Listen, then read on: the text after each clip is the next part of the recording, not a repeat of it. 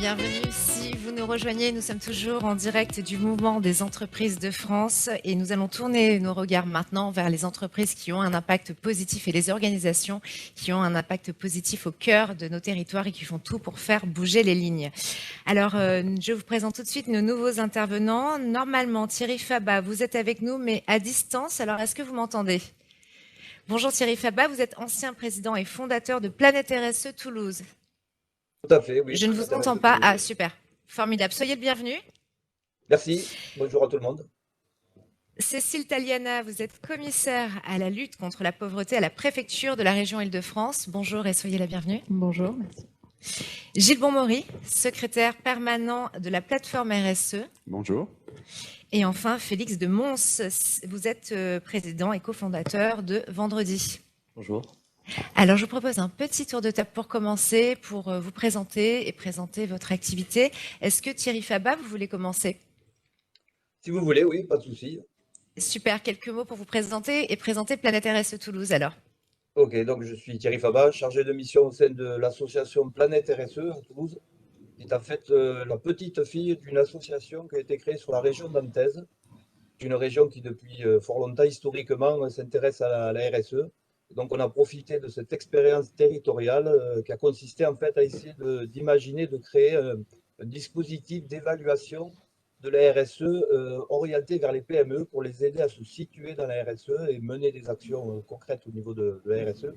Cette expérience nous a beaucoup intéressés et on a souhaité la mettre en place également sur la région toulousaine. Donc on a créé Planète RSE Toulouse. On s'est rapproché en fait du même écosystème que celui de la région nantaise, le MEDEF, le CJD et d'autres organisations étaient impliquées dans la mise en œuvre de cet outil. Et donc on a essayé de faire la même chose à Toulouse. On a eu un partenariat avec le MEDEF qui nous a permis de nous déployer sur une région, il faut le dire, qui est historiquement un peu moins intéressée à la RSE. Il y a eu un travail de pédagogie, de conviction à faire au niveau de notre région, mais les choses sont en train de bouger. Et nous allons en parler ensemble dans quelques instants. Merci Thierry Fabat. Cécile Taliana, donc vous êtes commissaire à la lutte contre la pauvreté à la préfecture de la région Île-de-France. Pouvez-vous nous en dire un petit peu plus ? Oui, donc au niveau régional, côté État, je coordonne les politiques de lutte contre la pauvreté et en particulier la stratégie de prévention et de lutte contre la pauvreté qui a été annoncée par le président de la République fin 2018. Et dans cette stratégie, il y a un élément très important deux éléments très importants. L'un qui est de partir des territoires et donc de se fonder sur les initiatives qui sont faites dans les territoires et qu'on peut après essaimer plus largement. Et le deuxième, c'est de faire participer tous les acteurs de la société civile à la lutte contre la pauvreté. Et dans les acteurs de la société civile, il y a évidemment les entreprises. Et donc, en ce moment, nous essayons de travailler sur le lien entre les entreprises et les associations. Donc, comment les entreprises peuvent avoir un impact sur leur territoire en termes social grâce aux associations. Et donc, c'est ce dont on va parler aujourd'hui. Exactement. Merci beaucoup, Cécile Taliana. Gilles Bonmory, vous êtes secrétaire permanent à la plateforme RSE. De quoi s'agit-il ? Alors, il s'agit du rassemblement auprès du Premier ministre. Hein, c'est dans une administration que le secrétariat permanent est installé, à France Stratégie, du rassemblement des parties prenantes de l'entreprise en France qui cherchent à construire un consensus sur les moyens de développer la responsabilité sociétale des entreprises. Et donc, on retrouve dans ce rassemblement, dans cette instance, multi-parties prenantes, aussi bien des entreprises et le MEDEF, évidemment, et d'autres acteurs qui ont participé à cette semaine en sont membres. On y retrouve les partenaires sociaux, des ONG, des chercheurs, les principales institutions publiques qui, depuis 2013 maintenant, cherchent à répondre aux questions, soit qu'elles se posent, soit que le gouvernement lui pose, sur les bons moyens, les bons vecteurs, les bons leviers pour faire prospérer un modèle d'entreprise responsable en France. Très bien, et nous allons en parler un peu plus tout à l'heure ensemble. Félix de Mons, bonjour. Bonjour. Alors vous avez créé Vendredi. Qu'est-ce que Vendredi ? Alors, vendredi, c'est un jour de la semaine. C'est déjà bien pour commencer. C'est sympa. Et c'est aussi une start-up sociale qui se fixe pour mission de permettre à chacun de changer le monde sans changer de travail. Donc, une fois qu'on a dit ce beau slogan, qu'est-ce que ça veut dire ? En fait, on permet à des entreprises de facilement se mobiliser autour des sujets sociaux, environnementaux et sociétaux et par leurs collaborateurs. Comment on fait ça ? On fait ça par une plateforme, par du contenu où on apporte en fait, avec cette plateforme du contenu, ce contenu, ça peut être des associations référencées, plus de 1200 dans toute la France. Ça peut être aussi une diversité de formes d'action. Donc, il va y avoir des missions d'association, des collectes, mais aussi des sujets de défis ou de challenge où on va permettre aux gens de comprendre les enjeux, par exemple, du numérique responsable, puis de mettre en place des petites pratiques pour limiter leur empreinte carbone numérique, un des sujets, ou d'être sensibilisé au sujet de l'égalité femmes-hommes et des biais qui existent. Je vous prends ces types d'exemples d'actions, et après, on est une communauté d'experts. En fait, on est une entreprise de 30 personnes, et on va accompagner, du coup, les entreprises à se dire comment je me lance, parce que 80% des entreprises françaises disent comment je me lance. C'est ce qu'on rencontre au quotidien. En fait, les salariés vont leur permettre de trouver en fait des façons d'agir, sachant qu'aujourd'hui les salariés ils ont très envie d'engager, ils ont très envie de s'engager, 97% enfin, disent, mais ils disent en fait j'ai pas de temps pour plein de raisons, j'ai beaucoup de travail, j'ai une vie personnelle, plein de choses comme ça, j'y connais absolument rien et je me sens pas du tout légitime pour agir. Et donc nous on travaille sur lever ces freins. Et de l'autre côté on va travailler avec des acteurs de l'économie sociale et solidaire, que ce soit des associations, des coopératives, des choses comme ça, qui ont une expertise du terrain d'impact, mais qui peuvent avoir des enjeux de bien parler au monde de l'entreprise, et puis de s'adresser avec des formats d'engagement qui vont correspondre aux attentes et aux contraintes des salariés. Et donc nous, on est un peu cet intermédiaire entre ces trois mondes, et notre but, c'est en fait d'accélérer la transformation sociale et environnementale des entreprises, accélérer le développement des modèles impact qui existent déjà pour les rendre plus pertinents, et on fait ça avec 150 entreprises, 30 000 salariés, 1200 associations dans toute la France. Très bien, merci Félix Demons.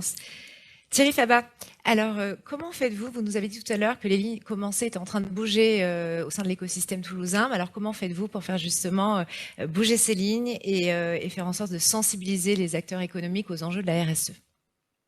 Ouais, tout à fait. Donc, comme on fait déjà, on essaie de rassembler, de créer, d'être un peu le catalyseur déjà d'une énergie qui existe, tout un tas de gens qui sont impliqués, en particulier dans les PME, sur les sujets de la RSE, qui parfois ont du mal à se rencontrer, à s'identifier, parce qu'ils ne sont pas forcément identifiés version où je suis directeur RSE, comme on peut l'être dans des grandes organisations. Après, on organise des événements qui ont des ambitions pédagogiques.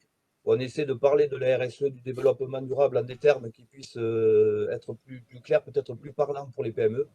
On a par exemple créé un événement, on a la 5e édition le 30 septembre qui s'appelle le Grand Procès de la RSE.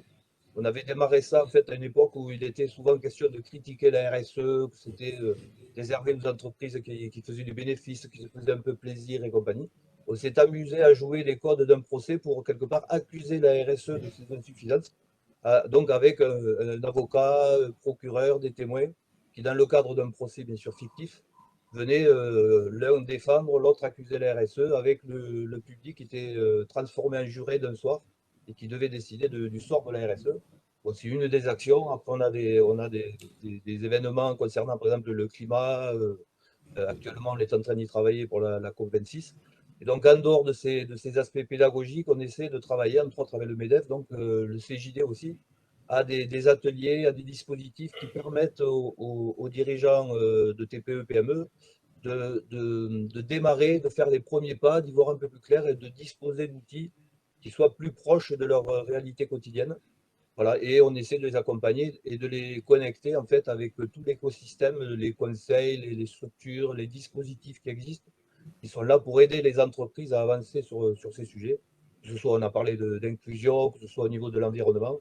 Voilà, on a vraiment ce rôle de catalyseur, de mise en connexion, et de créer une dynamique pour que les dirigeants en question se rendent compte qu'en fait, on peut tout à fait agir, que les choses semblent complexes, elles le sont un peu, qu'il y a quand même moyen d'avancer concrètement à son échelle, à son niveau, et c'est de plus en plus quand même devenu évident pour les entreprises et les PME aussi, même s'il n'y a pas le caractère obligatoire qu'il y a eu pour les grandes organisations, mais elles se rendent compte qu'au niveau de leur marché, au niveau des appels d'offres, que ce soit des appels d'offres publics, des appels d'offres privés, au niveau des relations, on parlait de recrutement tout à l'heure, les jeunes générations et tout, les entreprises se rendent bien compte qu'elles sont, alors condamnées, c'est un mot un peu fort, mais qu'il faut vraiment qu'elles se lancent dans la RSE.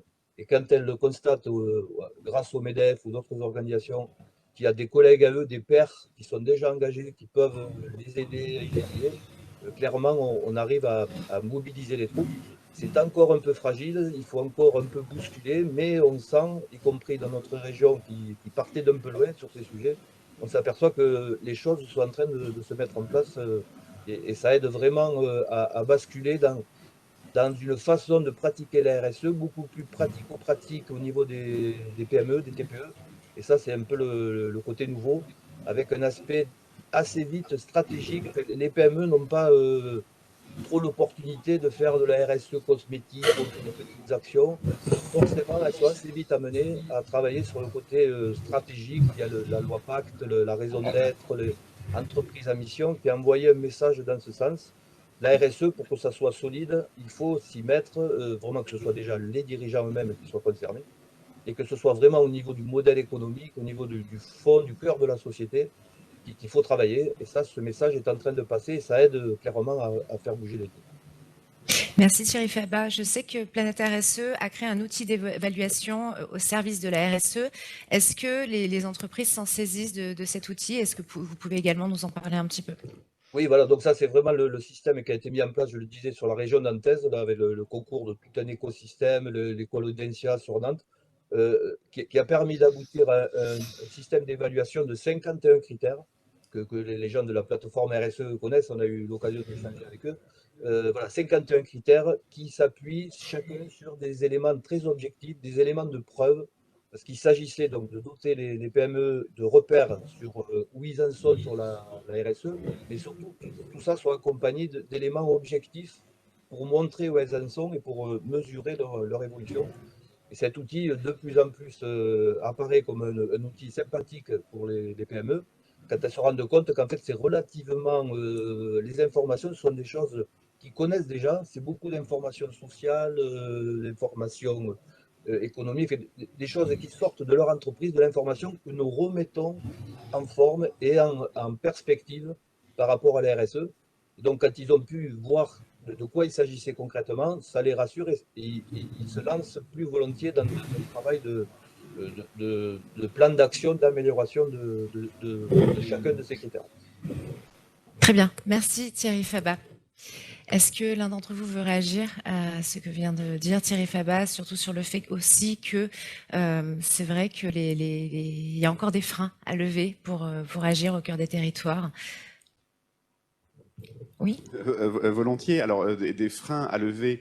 Moi, ce que disait Thierry Fabat et qui fait vraiment écho aux préoccupations des parties prenantes de la plateforme, c'est l'intérêt de mettre des chiffres et des preuves et d'être effectivement dans le concret, dans le dur. Je sais pas si on peut parler de RSE cosmétique, mais la RSE, elle fonctionne, elle est un levier de transformation des entreprises parce qu'à un moment donné, les parties prenantes de l'entreprise constatent qu'il y a une différence entre telle entreprise et telle entreprise, le constatent avec des éléments de preuve, de mesure, de démonstration, de confiance, d'où l'intérêt aussi de faire appel à des acteurs, des tiers qui vont construire la confiance.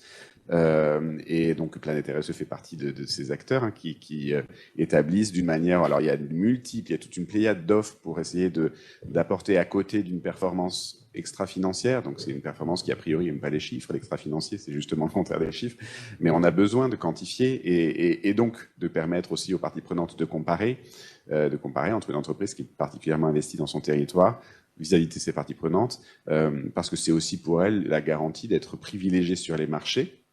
Et je dis les marchés, parce que c'est vrai aussi pour les salariés qui viennent et qui sont sensibles à ces démonstrations-là à travers la marque employeur. C'est aussi les marchés financiers qui sont sensibles aux démonstrations que l'entreprise apporte sur la manière dont elle se projette dans son environnement, dans son écosystème. Et puis bien sûr les marchés des biens et services, parce qu'aujourd'hui les consommateurs ils sont attentifs aux messages des entreprises. Et ça suppose des chiffres à un moment donné, ou en tout cas des démonstrations qui sont par exemple apportées ici. Félix Demons, je sens que vous voulez réagir. Oui, nous, sur la question des freins, on a fait un baromètre de la RSE sur une approche assez open source, avec donc c'est-à-dire que les données sont accessibles à tout le monde et c'est quelque chose qu'on va répliquer chaque année avec 350 organisations répondantes.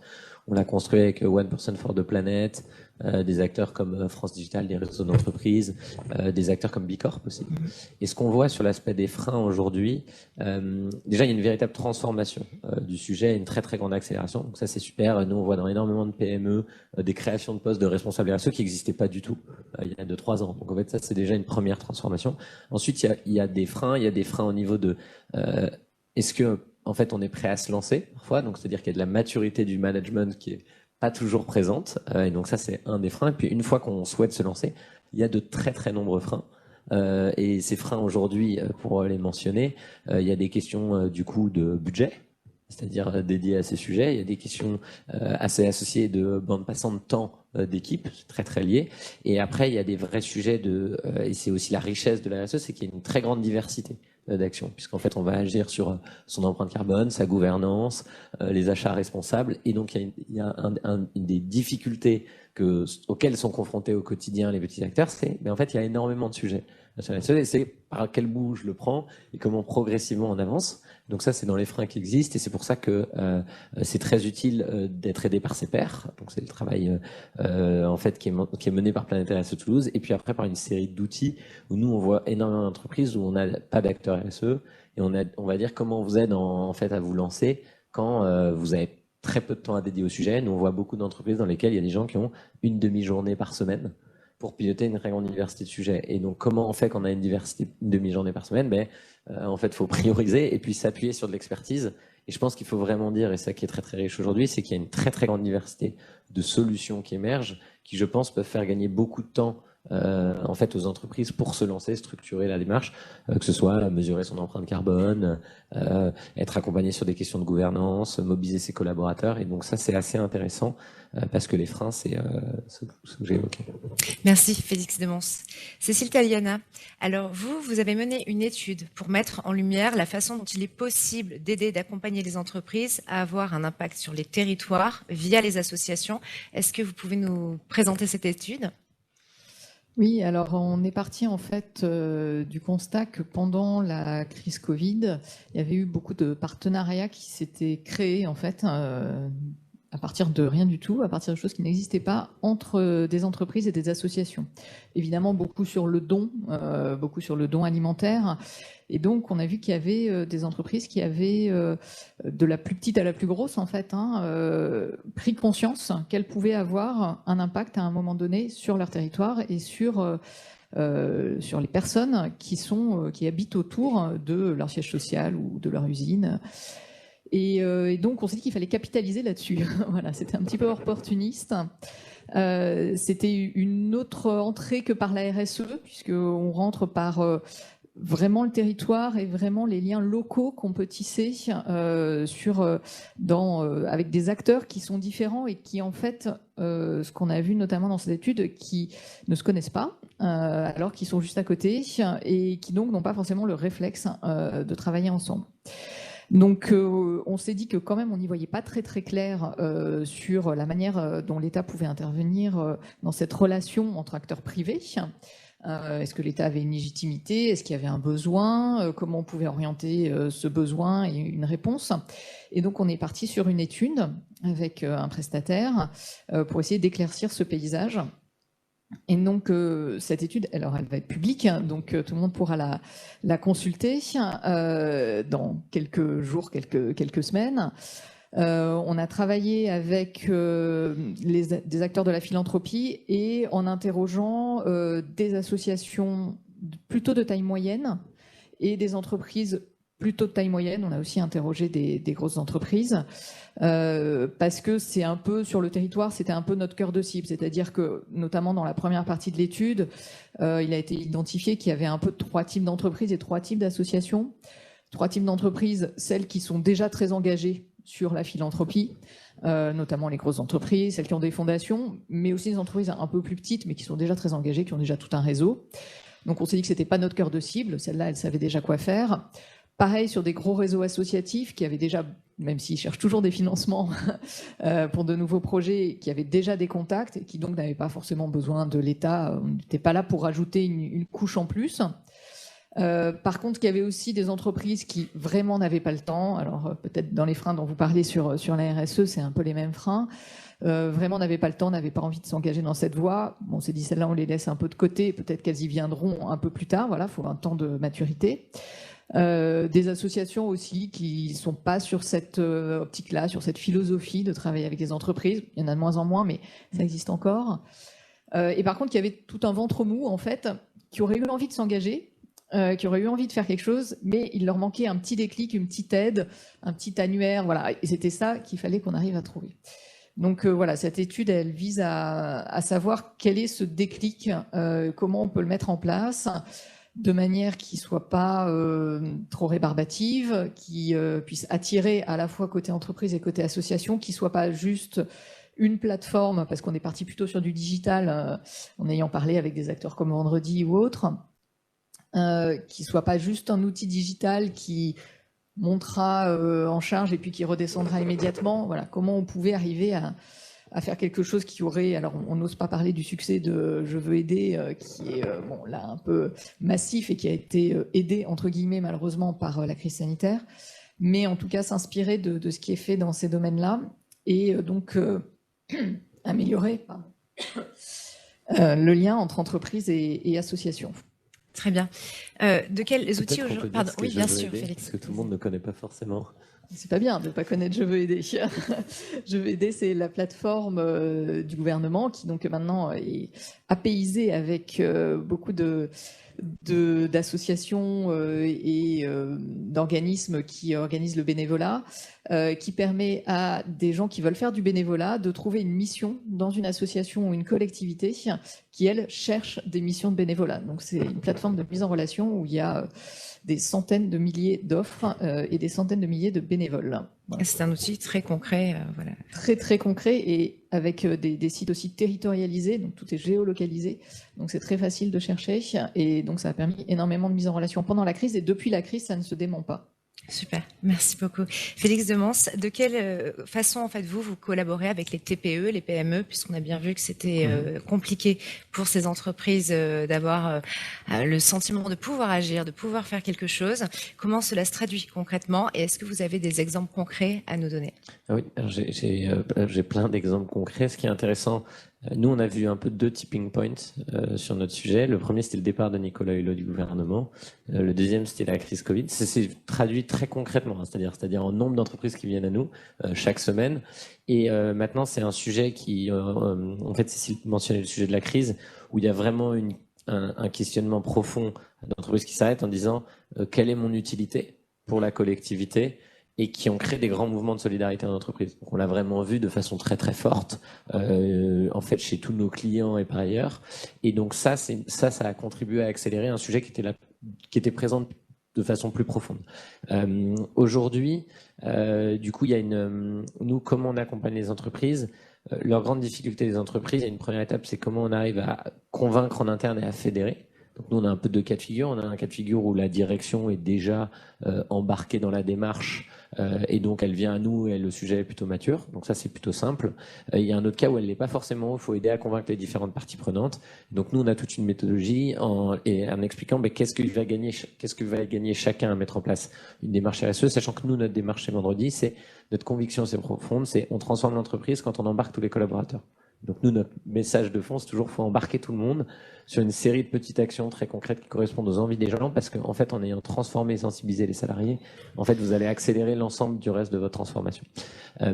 Et donc, par rapport à ça, donc on a toute une méthode de conviction pour expliquer qu'est-ce que va y gagner la direction. Donc la direction, on a parlé des sujets de rapport aux investisseurs, de performance économique par rapport aux attentes des consommateurs, de performance économique par rapport aux appels d'offres dans les marchés publics, mais même les appels d'offres dans un très grand nombre de marchés de grandes entreprises qui en fait mettent énormément de critères en lien avec la RSE. Donc on a ces critères-là, on a les sujets RH, donc on a parlé d'attractivité, de fidélisation des talents, réponse à la quête de sens, mais aussi d'enjeux RH internes, c'est-à-dire qu'il y a des sujets de handicap, d'égalité femmes-hommes, où en fait les RH sont exposés, où c'est leur métier en fait de répondre aux critères. Sur des sujets de communication, de marketing, donc là sur des questions de de perception de la marque, de comment la marque se transforme, sachant que c'est des très très grosses attentes. Comment les partenaires sociaux peuvent être aussi mobilisés, donc les CSE, où il y a un vrai rôle des CSE aujourd'hui. Donc, on aide en fait nos différentes parties prenantes à fédérer en interne autour de la démarche. Et ça peut parfois, c'est un salarié qui va porter la démarche et transmettre des questionnaires à l'ensemble des salariés. C'est parfois en fait la direction, puis on va dire mais il faut embarquer le DRH qui est pas convaincu. Et voilà. Une fois qu'on a fait ça, nous on aide les entreprises à se lancer. Qu'est-ce que ça veut dire se lancer? 80% des entreprises nous font quasiment rien. Alors ça, en fait, qu'est-ce que ça veut dire rien faire? On fait tous de la RSE sans le savoir. Pour moi, la RSE, c'est un peu la prose de Monsieur Jourdain, de Molière. C'est en fait, on en fait sans le savoir. Il y a déjà des contraintes. Comment on structure ça? Et nous, on essaye de rendre le sujet très très simple pour les entreprises sur la partie mobilisation des collaborateurs. C'est-à-dire définissez des causes prioritaires. Nous, on a des causes prioritaires qu'on systématise en recommandations, notamment en lien avec l'environnement, l'égalité femmes-hommes, le handicap. Donc très très peu en disant ça, c'est prioritaire parce qu'il y a des attentes fortes. Vous pouvez en choisir une ou deux par rapport à votre cœur de métier, parce qu'il y a toujours du sens en réalité. Donc par exemple, quand on va travailler avec un acteur comme Materas et un acteur en lien avec l'immobilier, on va travailler avec la question de l'accès à l'immobilier durable, l'accès à la propriété. Quand on va travailler à l'inverse avec un acteur, je vais prendre un exemple comme Veja, qui est un de nos partenaires dont j'ai les chaussures là, ils vont beaucoup travailler sur les questions de textile, de choses comme ça, qu'ils faisaient déjà eux. Et ensuite, on leur dit, nous, notre recommandation, c'est plutôt d'ouvrir la possibilité pour les collaborateurs de s'engager sur les 17 ODD. Pourquoi on dit ça? C'est pas parce qu'il y a une cause prioritaire que, en fait, si vous avez une personne qui est extrêmement sensible au sujet de l'autisme, nous on dit, vous voulez laisser un espace d'engagement pour ça, parce qu'en fait, c'est un espace d'ouverture pour l'entreprise, c'est un espace de développement professionnel aussi pour le salarié, et c'est notre grande recommandation, c'est-à-dire de ne pas fermer de l'engagement individuel, parce qu'on est sur des sujets ligne de crête entre engagement de l'entreprise, engagement personnel. Et nous, ce qu'on recommande à l'entreprise, c'est de donner des grandes lignes d'engagement professionnel, mais de laisser de l'ouverture sur toutes les thématiques d'impact. Après, on dit à l'entreprise, ce qui est important, c'est de définir si on souhaite en fait donner du temps à ses collaborateurs pour s'engager sur ces sujets pendant l'année. Et là, nous, on fait des benchmarks de qu'est-ce qui est fait dans des entreprises de taille comparable. Donc, à chaque fois, on a dit à nos clients, bon, dans notre base de 150 clients, les entreprises de moins de 200, voilà combien de jours elles donnent. Sur cette journée, en fait, ces journées, on peut faire une diversité de formes d'action. On peut participer à des sensibilisations. Donc, je vais faire des fresques du climat. Donc, ça, c'est des sujets qui ont dû être évoqués autour de la table sur comprendre les enjeux climatiques.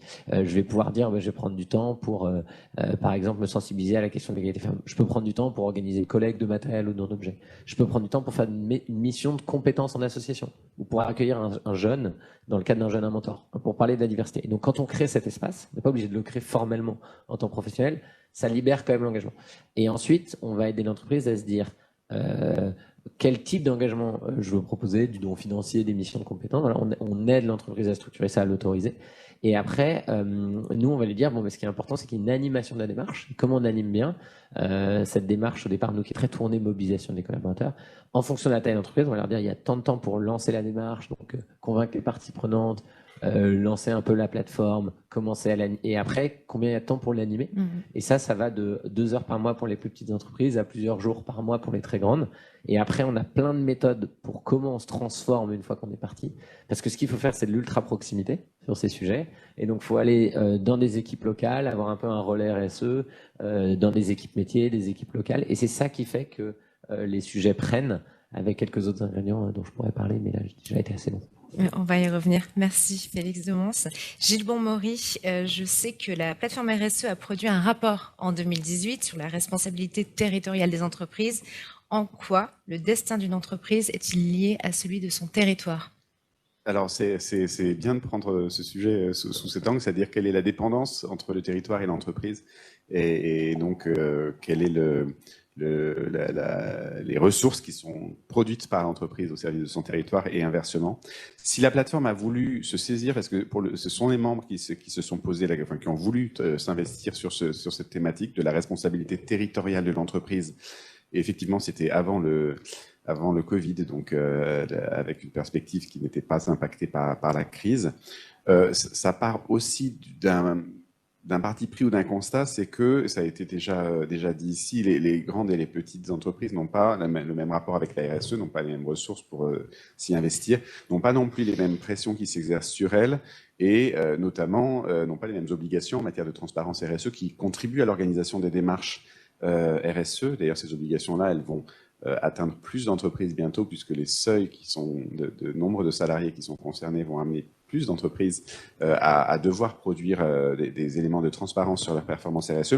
Et donc, si pour les grandes, on a des outils qui sont bien identifiés, pour les petites qui pourtant, et leurs représentants sont nombreux, enfin le disent avec force, sont des entreprises qui sont dépendantes de leur territoire, qui sont implantées, qui ne sont pas nomades, et qui ont des relations très étroites avec leurs parties prenantes et qui ont un destin lié avec le destin de leur territoire. Ces entreprises-là, elles n'ont donc pas nécessairement accès aux mêmes outils et elles ont moins de ressources internes organisées pour travailler la RSE. D'ailleurs, le baromètre récemment publié par le MEDEF confirme qu'il y a un lien clair entre la taille de l'entreprise et le fait d'avoir ou pas une équipe chargée de la RSE dans l'entreprise.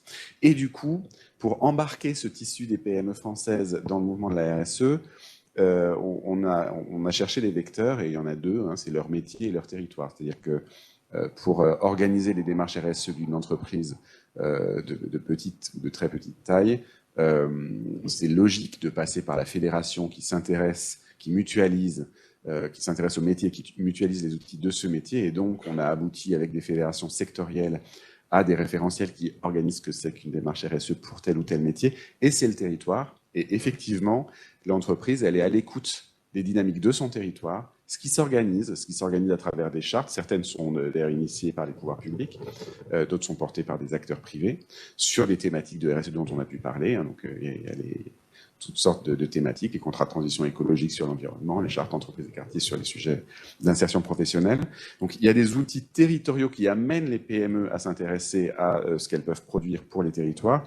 Et c'est vrai aussi et nous, on est un peu obsédés de la démonstration du chiffre, de l'établissement de la confiance, de la certification de ce qu'on dit quand on dit qu'on est une entreprise responsable. Il y a des outils qui permettent à une entreprise de dire voilà ce que j'apporte à mon territoire. Ça, c'est des outils d'évaluation.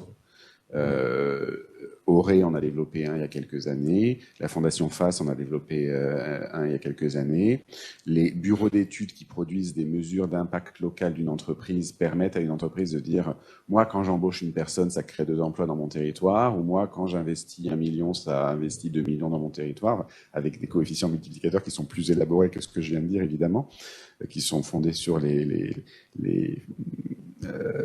tableaux d'entrée-sortie, donc d'un point de vue économique, mais ce qui permet à l'entreprise de montrer à ses partenaires locaux ce qu'elle apporte par sa simple installation dans le territoire, ce qui pour certaines entreprises est une condition à son activité. C'est pas un hasard si sur ce sujet-là, parmi les pionniers, on compte les industries extractives, parce que c'est par définition une entreprise qui ne peut pas changer de territoire.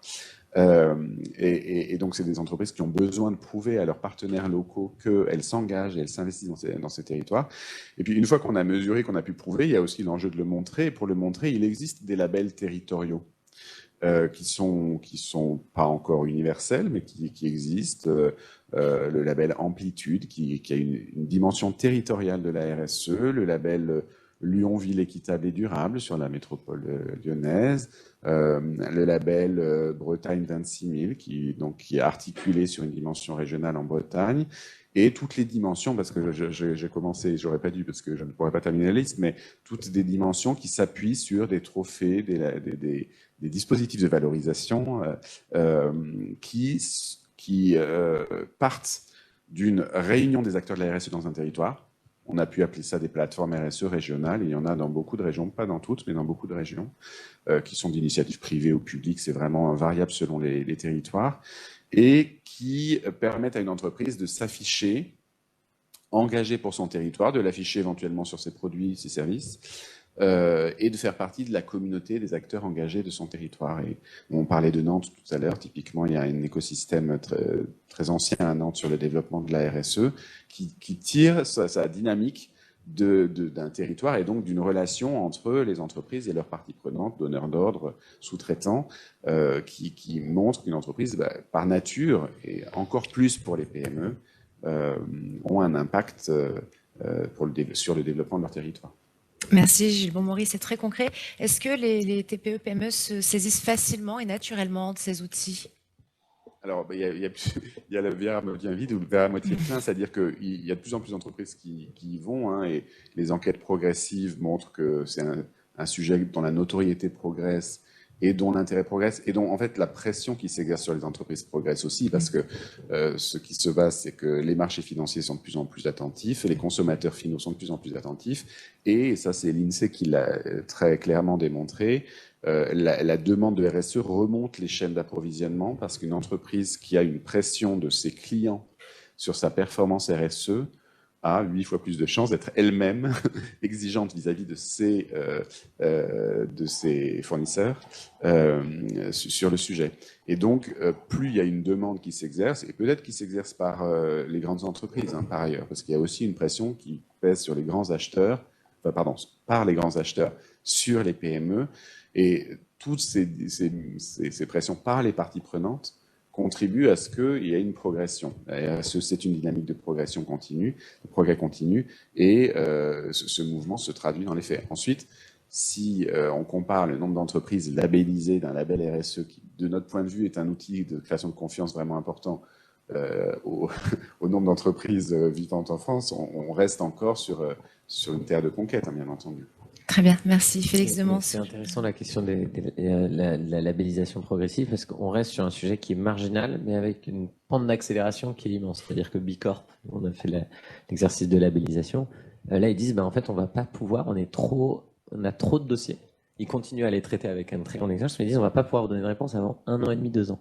Donc ça en dit long sur la transformation du sujet et l'accélération du sujet, parce que les acteurs qui doivent labelliser et qui, en fait, n'arrivent pas à suivre la demande. Donc ça, c'est très porteur d'espoir. Et donc, je le partage juste en rebond. Cécile Taliana, est-ce que vous voulez réagir à ce qui a été dit ? Effectivement, sur la dimension territoriale, alors sur la RSE, c'est vrai que la lutte contre la pauvreté, la lutte contre les inégalités, ça fait partie de certains éléments de la RSE. C'est un petit peu, c'est un petit peu contourné. Mais enfin, on voit qu'en tout cas, les entreprises sont conscientes de leur impact territorial et des liens à créer avec les acteurs des territoires. Et je mettrais peut-être, je ne sais pas si on les a cités, mais les élus, les collectivités territoriales qui sont aussi des vecteurs, alors pour moi, de solidarité et d'engagement, mais aussi des vecteurs de prise de conscience pour les entreprises de leur impact sur le territoire et de tout ce qu'elles ont à gagner, en fait, à faire cet effort de mieux se mettre en lien avec des acteurs à but non lucratif également. Très bien, merci. Peut-être un mot pour conclure. Gilles Bourg-Maury, si vous voulez. Alors, volontiers. Donc, je ne l'ai pas dit, je le dis, nos travaux sont tous publics, donc vous pouvez les retrouver sur le site de France Stratégie sous le titre, en l'occurrence, vers une responsabilité territoriale des entreprises. La plateforme RSE, elle n'a pas fait qu'un bilan de ce qui se passe, elle formule des recommandations, donc dont les recommandations dont j'ai beaucoup parlé sur la question de quantifier l'impact des entreprises. Il y a aussi des recommandations qui s'adressent à tous les acteurs du territoire, visant à simplifier les collaborations, les coopérations, à soutenir tout ce qui relève des contrats impliquant acteurs publics et privés, parce qu'on parle de collaboration entre de la gouvernance territoriale publique et privée. Et donc, dans le sens des expérimentations, dans le sens des projets d'économie circulaire qui impliquent plusieurs types d'acteurs sur un territoire, c'est ça qui développe les moyens et l'envie de développer un engagement territorial des entreprises. Très bien. Cécile Taliana.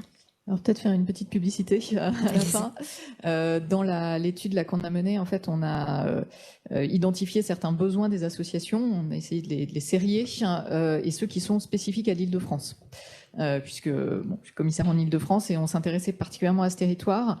Il y a un besoin qui est celui des locaux. En Île-de-France, ça n'étonnera, je pense, personne. Et donc, on va lancer là une petite enquête par différents biais, une enquête un peu en vie réelle, pour voir si les entreprises sont favorables, salariés ou dirigeants, à essayer d'aider les associations à trouver des locaux ponctuellement, en fait, pour des assemblées générales, pour des formations, des choses comme ça. Et donc, pour voir si c'est quelque chose sur lequel on peut arriver à créer du lien. Au-delà d'autres domaines qu'on a identifiés, évidemment l'insertion, mais on ne va pas aller sur l'insertion parce qu'il y a déjà énormément de choses qui existent sur l'insertion des personnes éloignées de l'emploi. On ne va pas aller sur l'aide alimentaire, le don de produits alimentaires, parce qu'il y a déjà énormément de choses, et notamment une grosse plateforme qui continue à se monter, qui s'appelle Solidarité Association.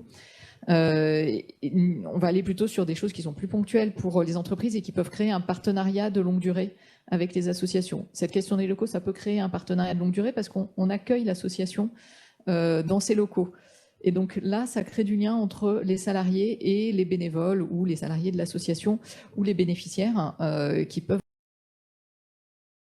aussi venir et avoir un contact avec les salariés. Donc voilà, on va lancer cette petite enquête. Donc voilà. on va essayer de passer par tous les réseaux possibles pour la diffuser et avoir une réponse la plus représentative possible, en attendant donc de finaliser ce qu'on peut appeler un peu un livre blanc dans quelques semaines. Très bien, merci Cécile Taliana. Félix Demons, un mot pour conclure.